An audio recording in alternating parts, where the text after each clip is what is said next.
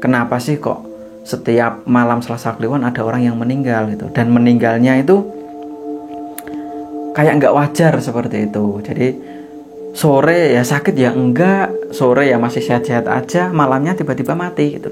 Dan itu pasti malam Selasa Kliwon gitu.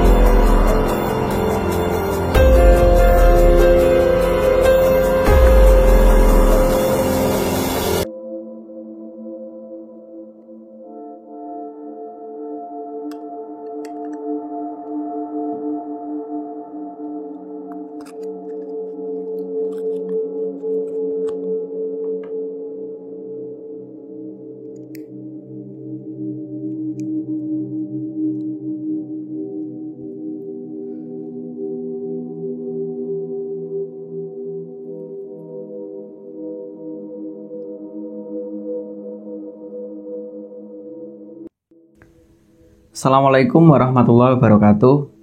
Selamat datang di Mr. Manyun. Terima kasih udah ngeklik video ini, dan terima kasih juga buat teman-teman yang udah ngedukung Mr. Manyun.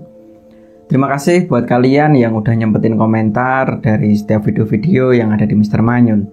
Semoga kalian semua selalu diberikan kesehatan dan dilancarkan rezekinya. Amin ya robbal alamin.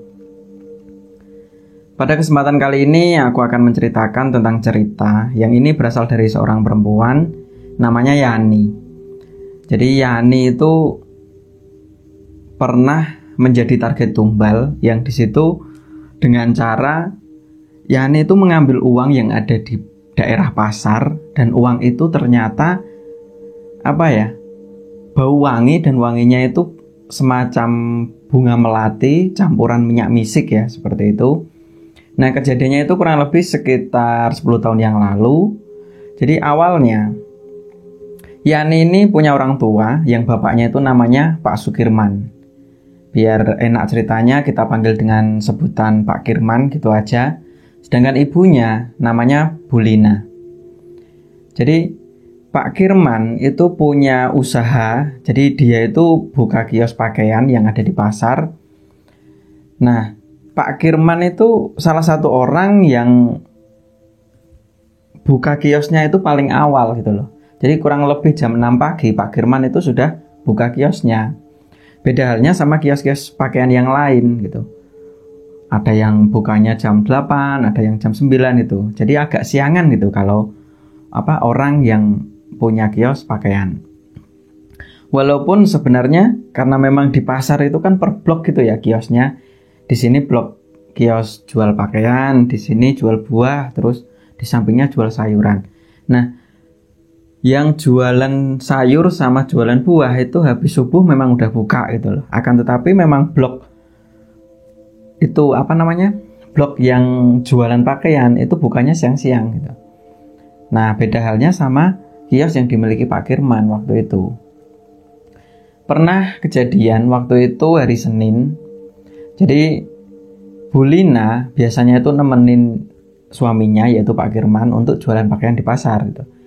Nah, hari itu Bu Lina itu jatuh sakit gitu ya. Jatuh sakit, jadi badannya agak meriang sehingga Bu Lina nggak bisa menemani suaminya itu gitu. Nah, berhubung Yani anaknya itu baru kenaikan kelas gitu ya. Jadi libur kenaikan kelas. Waktu itu Yani baru naik ke kelas 3 SMA. Nah, kebetulan kamu Yan yang nemenin bapakmu, kata Bu Lina waktu itu gitu. Nah, singkat cerita, sesampainya di pasar, jadi kurang lebih jam 6 pagi itu, waktu Pak Kirman baru sibuk mau buka rolling door gitu ya. Waktu itu Lina ngelihat selembar uang kertas yang di situ nominalnya 50.000.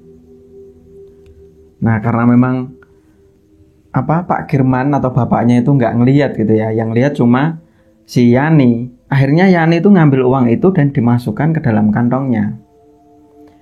Awalnya Yani itu pengen ngasih tahu gitu ya sama bapaknya. Tapi ketika bapaknya udah buka gitu, bapaknya manggil, ayo Yan, langsung kita beresin gitu. Jadi pakaian yang ketika lapaknya itu dibuka atau kiosnya dibuka, pakaian yang harusnya digantung gitu, kembali digantung gitu loh. Nah, melihat yang seperti itu, akhirnya Yani itu dengan cekatan langsung bantuin bapaknya waktu itu. Sehingga Yani itu kelupaan untuk bilang kalau Yani itu mendapat atau nemu uang 50 ribuan gitu. Nah, jadi lokasi kios yang dimiliki Pak Kirman itu tepat di depan pintu gerbang yang ada di pasar gitu loh. Akan tetapi pintu gerbang itu kalau malam itu nggak dikunci dan memang karena memang udah rusak gitu ya, sehingga malam hari itu ya ketika orang mau menyelinap di dalam pasar itu ya bisa aja gitu. Nah, jadi seumpama ini pintu gerbang, depannya ini langsung kios yang dimiliki Pak Kirman. Singkat cerita, karena memang pasar itu tutupnya jam 5 sore, setelah kiosnya Pak Kirman itu ditutup, karena jarak pasar sama rumahnya Pak Kirman itu kurang lebih ya sekitar 5 km. Nah, ketika mau pulang, karena Yani itu boncengan gitu ya sama bapaknya, Yani di belakang. Ketika udah naik gitu ya, naik motor, tiba-tiba Yani itu ngerasa seakan-akan pundak bagian belakang itu ya, tengkuk gitu ya. Tengkuknya itu terasa berat sekali gitu loh. Ketika udah jalan kurang lebih 100 meter atau 200 meter, Yani itu ngerasa kalau di belakang Yani, ya kurang lebih sekitar 3 meteran gitu, seakan-akan Yani itu ngerasa kayak ada sosok bayangan hitam yang di situ besar sekali. Jadi ketika motor itu melaju gitu loh, melaju, ya sosok itu terus di belakangnya Yani gitu. Ketika Yani saking penasarannya, ini apa sih gitu kan, perasaan kok gak enak, di belakang ada yang buntuti seperti itu. Akhirnya Yani itu nengok ke belakang gitu, dan ternyata Yani itu ngelihat memang betul ada sosok bayangan hitam. Karena jam 5 sore itu kan udah mulai agak gelap-gelap gitu ya. Nah, dan didukung waktu itu cuacanya mendung. Nah, seketika itu Yani langsung pegang pundaknya bapaknya gitu.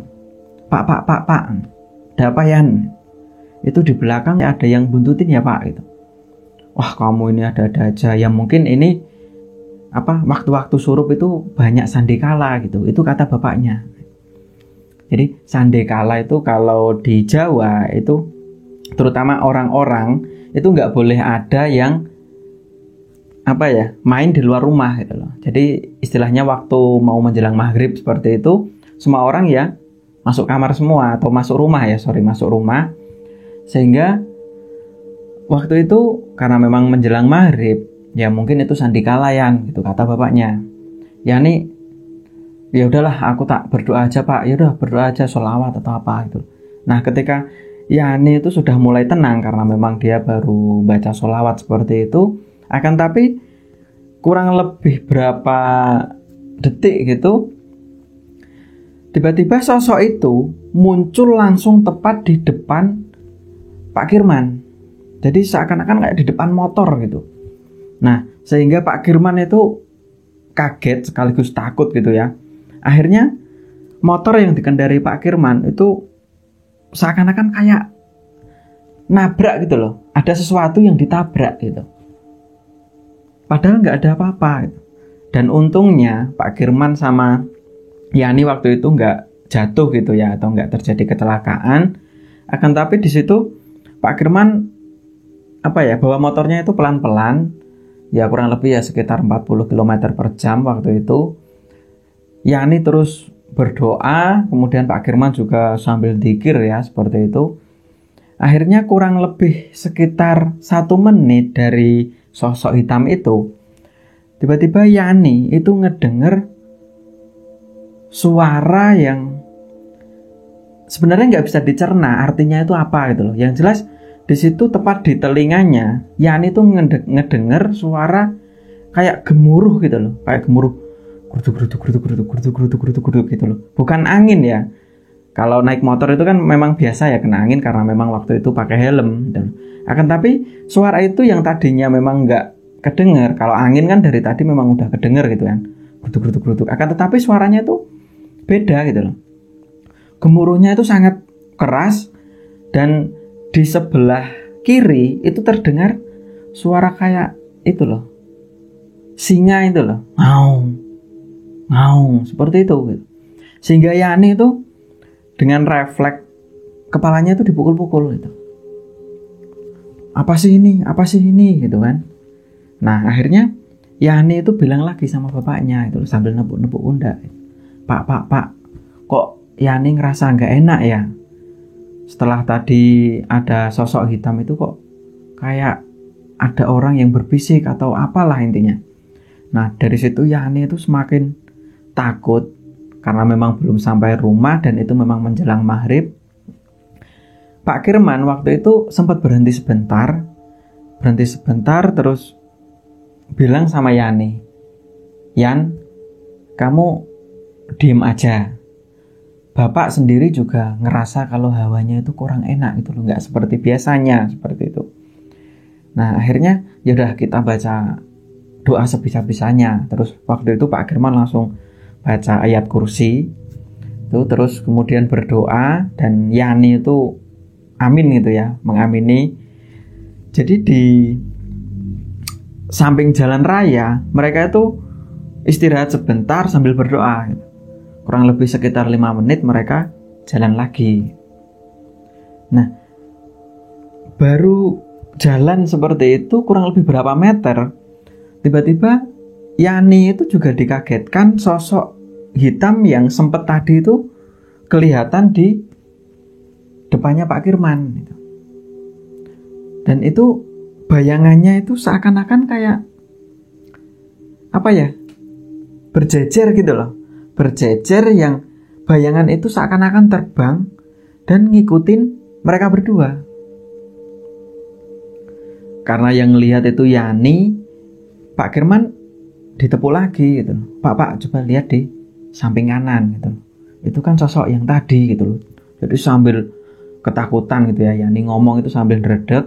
Akan tetapi anehnya Pak Kirman itu nggak ngelihat apa-apa. Mana Yan, nggak ada apa-apa kok gitu. Nah akhirnya Yani itu mikir gitu ya, wah jangan-jangan ada sesuatu tentang uang yang aku ambil di pasar tadi pagi gitu. Nah karena memang masih dalam perjalanan, jadi Yani ya nggak menceritakan tentang uang itu ke bapaknya. Nah kurang lebih sekitar berapa menit gitu, akhirnya sosok itu hilang dan kembali. Yani itu mendengar suara-suara aneh yang di situ seperti suara yang di sebelah kiri yang tadinya gitu.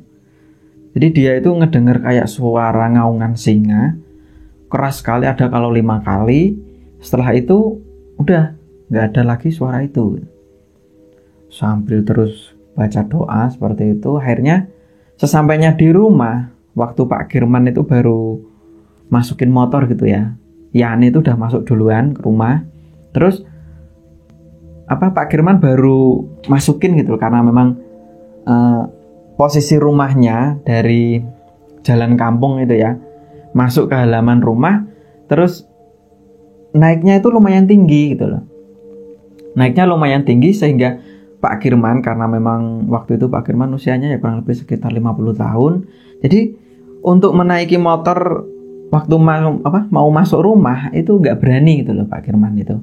Sehingga motornya itu harus dari ya kurang lebih 3 meter gitu langsung didorong terus biar kenceng gitu kan, langsung naik seperti itu gitu. Nah ketika Pak Kirman itu sama motornya itu baru masuk rumah, tiba-tiba dari belakang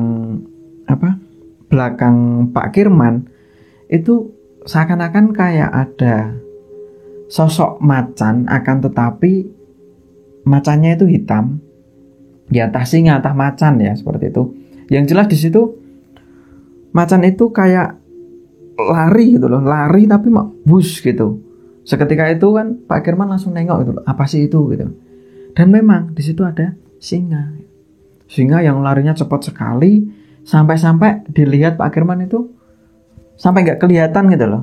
Nggak kelihatan dari pandangannya Pak Kirman, karena memang di kampungnya Pak Kirman itu kan ya masih ada berderet-deret rumah seperti itu, sehingga lambat laun kurang lebih sekitar 3 rumah dari rumahnya Pak Kirman waktu itu sosok macan hitam atau singa hitam itu udah hilang gitu.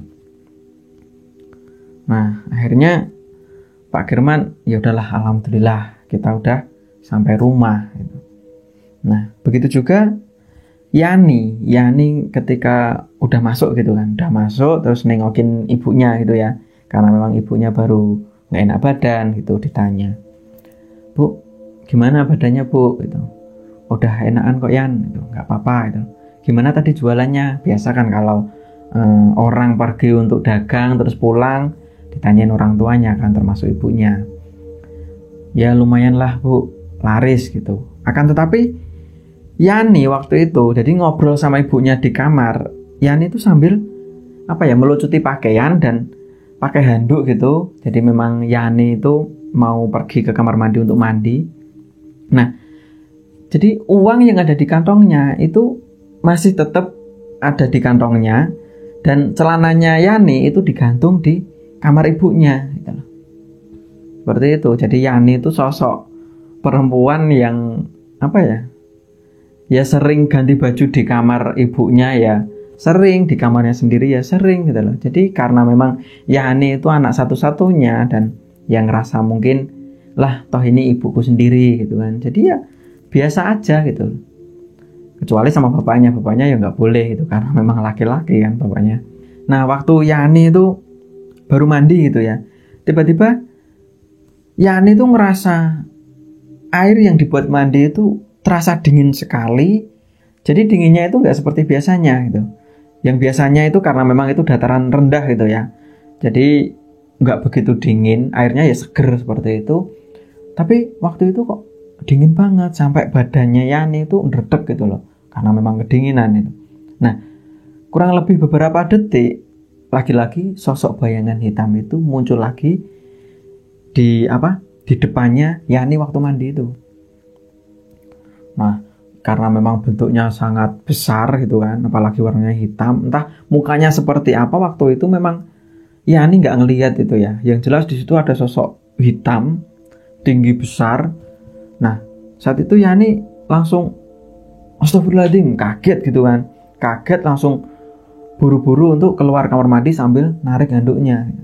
Ketika baru pakai handuk gitu, waktu mau keluar dari kamar mandi, Yani itu terpleset karena memang kondisi kamar mandinya itu licin, jatuh seperti itu, dan suara jatuhnya sampai gedebuk gitu kan, sehingga Bu Lina atau ibunya sendiri itu ngedenger gitu, "Ada apa Yan?" gitu kan.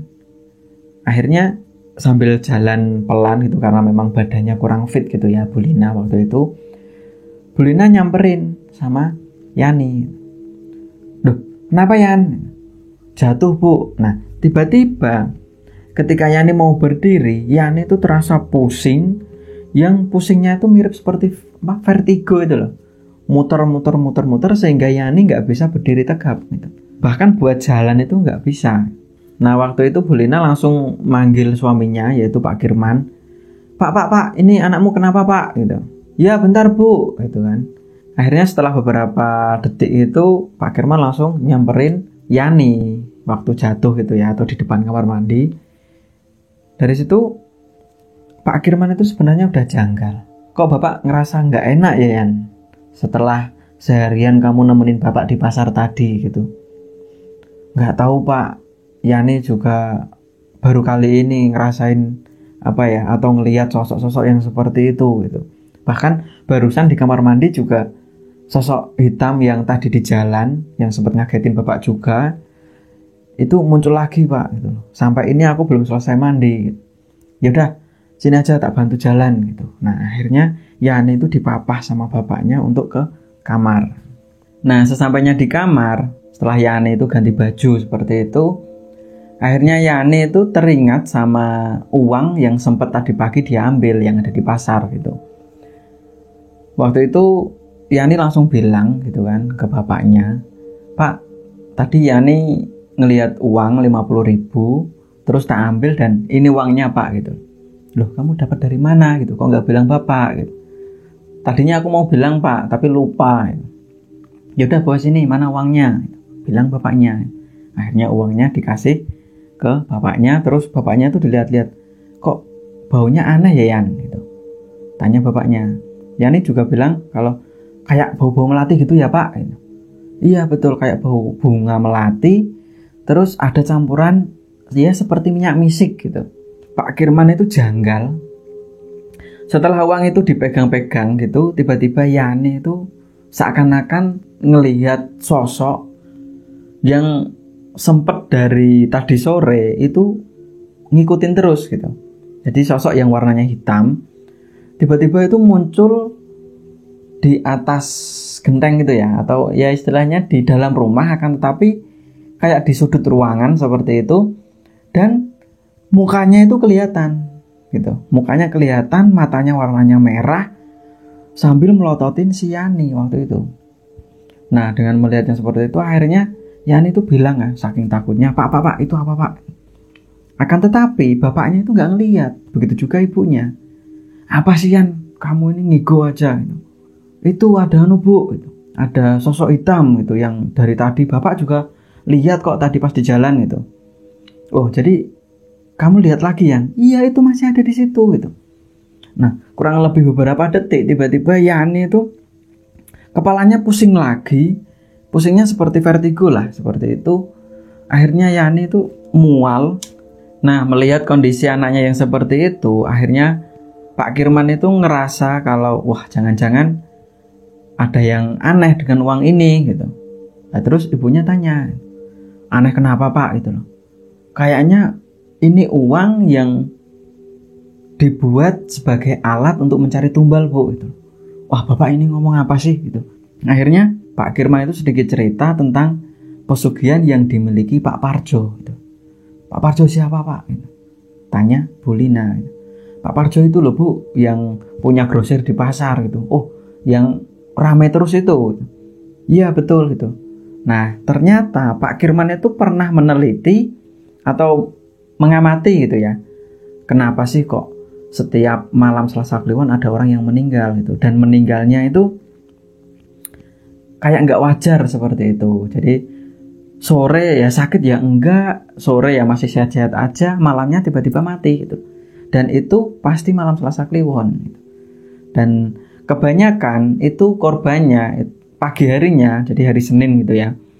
Itu nek enggak orang habis belanja di pasar, kalau enggak ya orang yang memiliki kios yang ada di pasar itu. Nah, setelah diselidiki ternyata mereka itu juga ngambil uang yang persis ciri-cirinya itu seperti uang yang diambil Yani ini Bu gitu. Nah terus gimana Pak? Tanya ibunya karena memang panik gitu kan melihat anaknya yang seperti itu. Wah jangan-jangan Yani jadi tumbal ini nanti Pak gitu. Nah seketika itu akhirnya Pak Kirman keluar lagi sambil bawa motornya itu kembali ke pasar. Dengan tujuan Pak Kirman itu mengembalikan uang itu.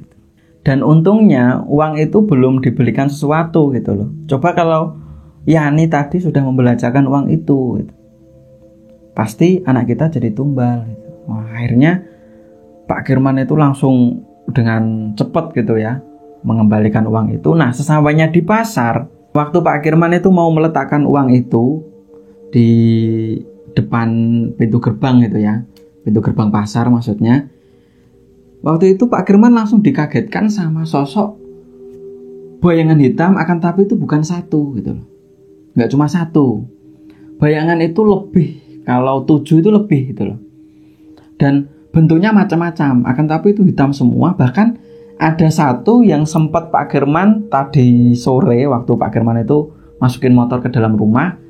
Jadi di situ ada sosok macan atau singa gitu ya, yang warnanya itu hitam. Nah makhluk-makhluk itu matanya itu berwarna merah semua dan seakan-akan dari lorong gitu ya, lorong jalan kios seperti itu, karena memang buka pintu gerbang seperti ini. Terus Pak Kirman itu baru jongkok gitu kan, melihat ke sana itu makhluk-makhluk itu ada tepat di lorong-lorong itu gitu loh, yang jaraknya kurang lebih dari lokasinya Pak Kirman kurang lebih sekitar 10 meteran. matanya merah semua dan ngeliatin Pak Kirman waktu mau mengembalikan uang itu. Nah akhirnya dengan takut gitu ya, takut terus langsung dilepas gitu aja atau diletakin gitu aja uangnya. Akhirnya Pak Kirman langsung keluar dari pasar terus nutup gitu ya pintu gerbangnya. Nah waktu mau naik motor Pak Kirman itu ketemu sama seseorang gitu yang masih sibuk di pasar gitu. Entah orang itu siapa, waktu itu Pak Kirman emang nggak kenal. Orang itu tanya, ada apa sih Pak gitu. Enggak, ini ada yang ketinggalan di kios gitu. Oh ya udah. Nah setelah Pak Kirman itu baru naik motor, terus selang beberapa detik gitu aja ya, mungkin sekitar 3 meteran lah motornya itu berjalan. Ketika ngelihat ke arah orang yang tanya tadi, orang itu udah nggak ada. Pak Kirman langsung ngerasa, itu tadi siapa ya? Kok tadi bisa ngomong, bentuk wujud orang gitu ya, tiba-tiba kok nggak ada. Akhirnya Pak Kirman itu langsung gas gitu aja. Nah sesampainya di rumah, Pak Kirman itu ngelihat Yani itu sudah siuman gitu ya, udah nggak pusing lagi, udah nggak ngelihat sosok yang hitam itu tadi gitu kan.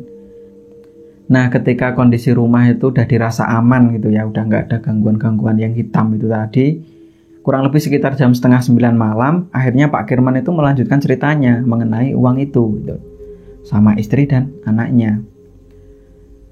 Waktu itu Pak Kirman, jadi 2 tahun yang lalu Pak Kirman itu sempat melihat aktivitas Pak Parjo gitu. Pak Parjo itu yang punya grosir yang ada di pasar itu, yang katanya rame gitu. Jadi waktu itu malam Senin, karena besok harinya itu malam Selasa Kliwon, karena rasa curiga gitu ya dari Pak Kirman, kenapa sih kok setiap malam Selasa Kliwon itu selalu ada orang yang meninggal, dan meninggalnya itu pasti nggak wajar gitu. Dan diketahui orang itu pasti tadinya itu entah belanja di pasar, entah orang yang memang punya kios di pasar seperti itu gitu. Nah setelah diketahui memang niat untuk mengungkap siapa sih sebenarnya yang naruh uang itu gitu kan. Nah kurang lebih jam 1 dini hari Pak Kirman itu mendengar suara yang itu adalah suaranya Pak Parjo gitu kan. Jadi Pak Kirman itu ngintip dari lubang anak kunci dari pintu rolling door-nya itu ya. Dilihat jam 1 dini hari itu, kok ada Pak Parjo, ngapain itu gitu. Nah di situ ketahuan kalau Pak Parjo itu melakukan ritual yang di situ akhirnya Pak Parjo itu meletakkan uang kertas yang nominalnya 50.000 gitu loh. Dan uangnya itu dikasih minyak. Jadi Pak Kirman itu ngerasa kalau Pak Parjo ini berarti memang pakai pesugihan gitu. Dan ternyata memang orang yang mengambil uang itu termasuk si Yani itu menjadi target tumbal ketika dia ngambil uang itu. Untung uang itu langsung saya kembalikan Bu. Coba kalau enggak, Yani pasti udah mati ini. Nah akhirnya ya udahlah, syukur alhamdulillah anak kita masih selamat Pak gitu kan. Nah keesokan harinya ketika Pak Kirman itu udah sampai di pasar gitu ya, hampir semua orang pasar termasuk pedagang, entah itu pembeli atau bakul gitu ya istilahnya, orang yang punya usaha warung yang ada di rumahnya, aktivitas setiap pagi hari itu kan mesti belanja gitu ya, itu sudah dikasih tahu tentang uang yang ada di pasar itu gitu loh. Kalau memang itu hari Senin kok nanti malam Selasa Kliwon, ketika melihat uang yang ada di situ jangan diambil gitu. Hampir semua orang tahu kalau itu memang media buat tumbal pesugihan yang dimiliki Pak Parjo gitu. Nah setelah informasi itu sudah diketahui banyak orang gitu ya, sehingga bulan-bulan yang berikutnya Pak Kirman itu selalu standby. Bahkan dia itu nggak memperdulikan pembelinya ketika itu mau malam Selasa Kliwon gitu loh. Ketika pagi hari buka kios kok di situ ada uang, Pak Kirman itu nggak fokus untuk jualan itu nggak gitu. Jadi Pak Kirman itu pengen ngasih tahu kalau uang itu nggak usah diambil gitu loh.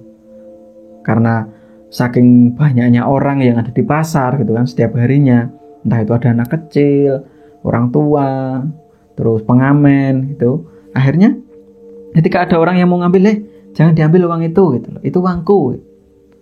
Nah akhirnya ya sampai sore hari, sampai pasar itu tutup, nggak pernah ada lagi orang yang ngambil uang di situ.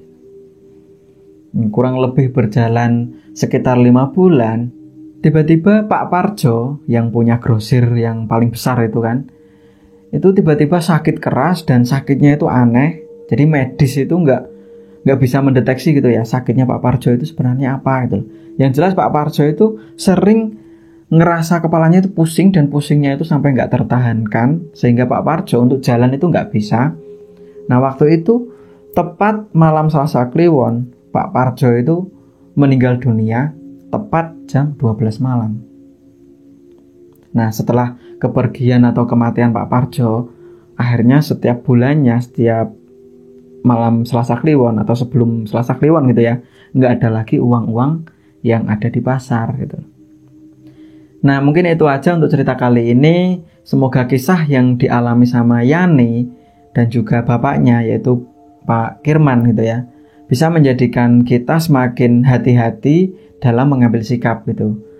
Ketika kita melihat uang dan uang itu bukan milik kita, ya udah kita biarin aja, nggak usah diambil gitu. Barangkali uang itu sebagai media pesugihan. Karena yang jelas memang pesugihan seperti itu benar adanya dan itulah pelakunya yaitu Pak Parjo, dan sampai saat ini Pak Parjo itu sudah bangkrut gitu ya karena anaknya itu nggak ada yang dibekali ilmu tentang perdagangan waktu itu. Jadi ya gulung tikar gitu setelah kepergian Pak Parjo. Nah itu aja, semoga kita semua selalu dijauhkan dari mara bahaya. Billahi taufiq wal hidayah. Assalamualaikum warahmatullahi wabarakatuh.